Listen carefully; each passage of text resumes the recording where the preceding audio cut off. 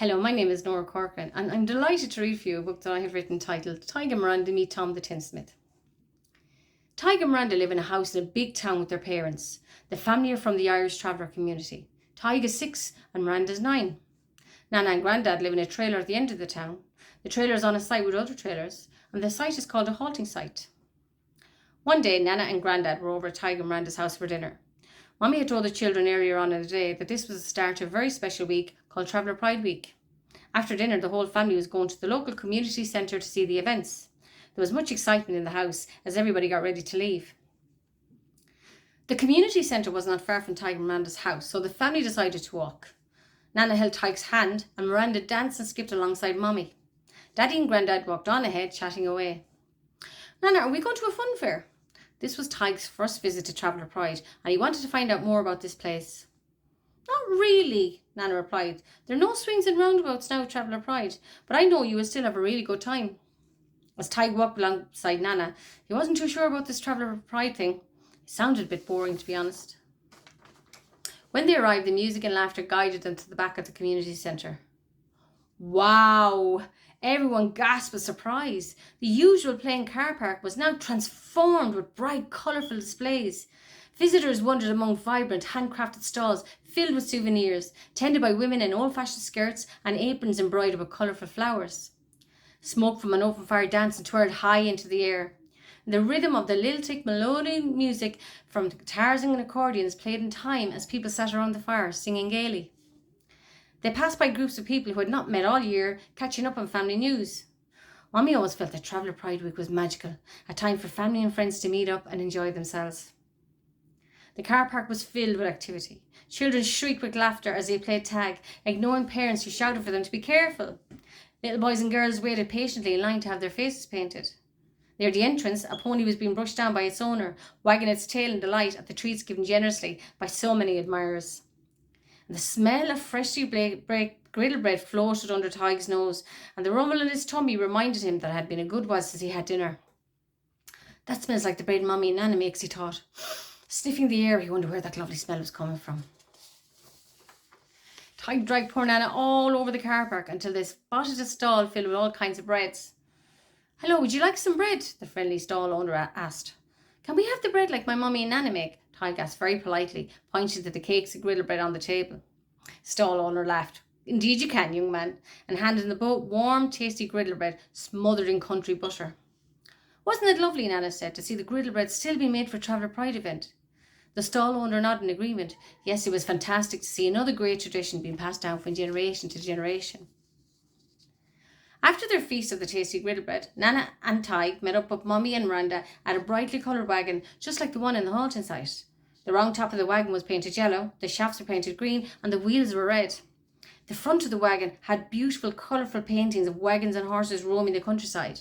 Beside the wagon, an artist handed out colours to children who sat beside her painting horseshoes. Can I paint a horseshoe? Can I, please? Tadgh asked Mommy. Mommy nodded, and running over, Tadgh sat down, ready to begin painting his horseshoe. Tadgh concentrated hard as he painted his horseshoe. He chose orange and green paints for the flowers, yellow for the sun, and red for his favourite apples. He wanted to make a nice job of the horseshoe, so he could give it to Topsy, Grandad's horse, as a present. But then he realised Topsy would need 3 more. But Tadgh was only allowed to paint 1 horseshoe, as other children were waiting for their turn. When he finished painting, Tadgh went over to Mommy, who was standing by talking to a neighbour. Tugging her sleeve, he asked, Mommy, do you think Grandad might let me paint 3 more horseshoes for Topsy? Because I want to give her this one as a present. Lifting the newly painted horseshoe, he proudly showed it off. But she will need 3 more, otherwise she might look silly with 1 painted horseshoe and 3 plain horseshoes. Mommy smiled at Tadgh, thinking what a good little boy he was. Well done, Tadgh. That's a lovely horseshoe and that's a lovely idea.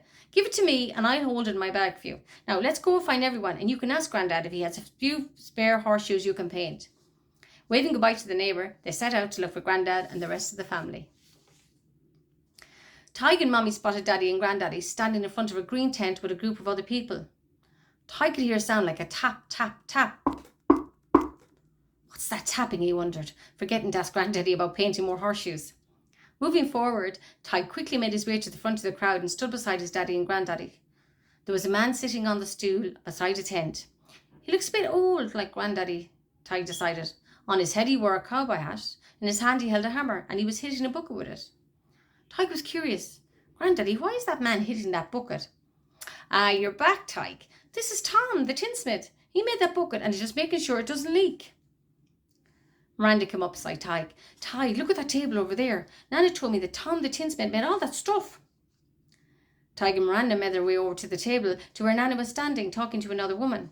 The table was filled with tin cups, buckets, jugs, and lanterns, all shiny and gleaming. Nana had a very sad look on her face. Tom is getting old now, and when he retires, there will probably be nobody left to carry on the tradition of tinsmithing.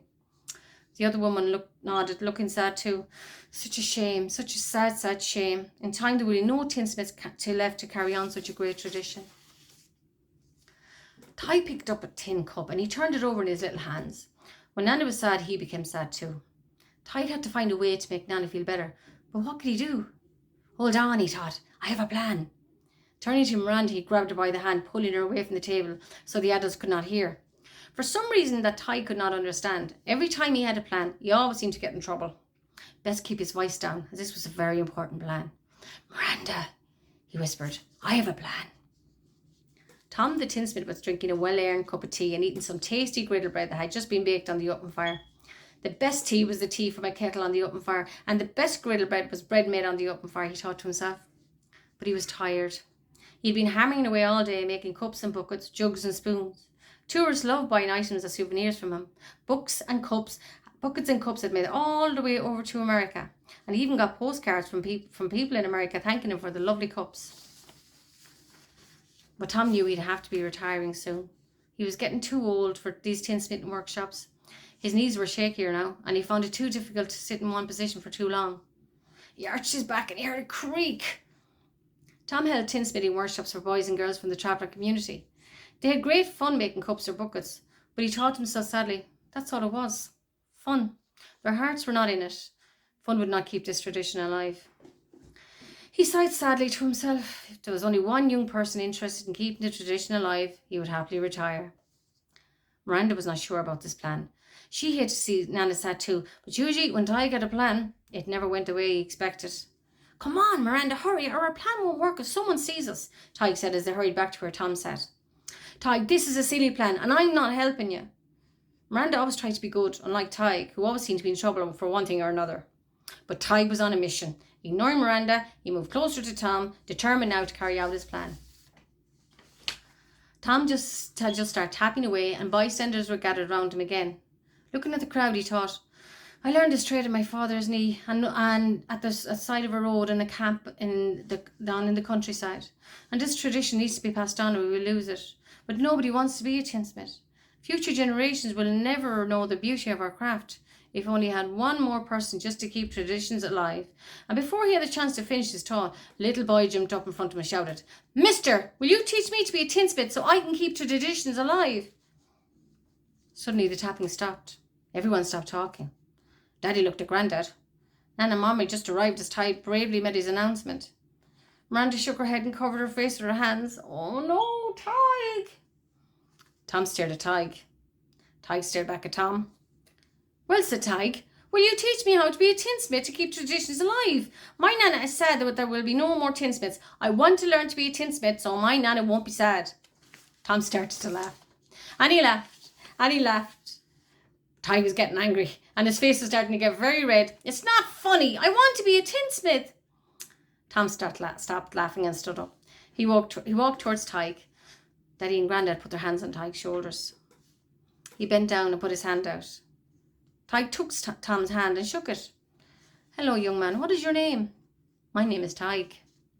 It's nice to meet you, Tadgh. I was hoping to find someone just like you. Would you like to come over here and I'll show you how to become a tinsmith? Mummy and Daddy looked at each other and started to laugh. Grandad looked at Nana, expecting her to laugh. But Nana had tears in her eyes. She was so proud of Tadgh and reached down to give him a big hug. But shrugging her hands off, Tadgh cried, Nana, not when everyone is looking at me. I'm a big boy. But Tadgh was secretly glad to get a hug from his Nana. But there was no time for hugs now as he needed to get to work and learn how to be a tinsmith. Miranda was amazed. Tadgh's plan was working. He was going to learn how to be a tinsmith.